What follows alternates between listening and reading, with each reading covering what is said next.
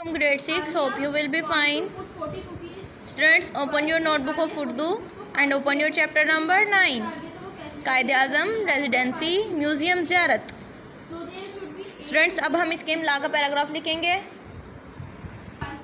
Students, हम यहाँ इसका कायद-ए-आज़म से लेकर सुकून देता है यहाँ तक हम इसका इमला का पैराग्राफ लिखेंगे. नेक्स्ट आते हैं अल्फाज के मायनी. अकीदत मानने वाले, पुर-रौनक मुँह पर रौनक आ जाना, जहान दुनिया, अफरा तफरी हलचल, तकूनी तीन कोनों वाली, कदीम पुराना, सनोबर चील.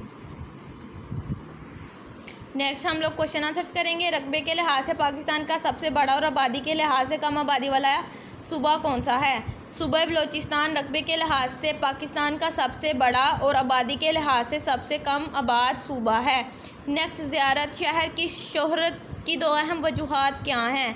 ज़ियारत की दूसरी अहम वजह शोहरत वो रेजिडेंसी है जिसमें कायद-ए-आज़म मोहम्मद अली जिन्ना ने अपनी अनथक मेहनत वाली ज़िंदगी गुजार कर आखिरी सांसें इस फ़ज़ा से लेना पसंद की. नेक्स्ट क्वेश्चन नंबर 3 है, कायद-ए-आज़म को ज़ियारत को ही क्यों मुंतखब किया? ज़ियारत को ही इसलिए मुंतखब किया क्योंकि यहाँ खामोश और पुरसकून माहौल, ठहराव और जंगल के सब्ज़े की ताजगी जैसे अनासिर हैं. नेक्स्ट क्वेश्चन नंबर 5 है, हमारा ज़ियारत रेजिडेंसी के अगले हिस्से में क्या है? रेजिडेंसी के अगले हिस्से में वसी लान है और इर्द गिर्द दरख्तों ने झुंड ने इमारत को घेर रखा है. कायद-ए-आज़म रेजिडेंसी को किस चीज़ में तब्दील कर दिया गया है? इस रेजिडेंसी को म्यूज़ियम में तब्दील कर दिया गया है. Students, open your next page.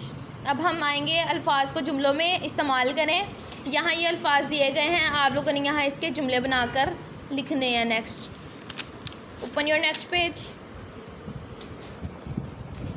सरगर्मी, अल्फाज के मुतज़ाद लिखें. शुमाल जनूब, कम ज़्यादा, ख़ास आम, दूर नज़दीक, आखिरी अव्वल, सर्द गरम, मशरिक़ मगरिब.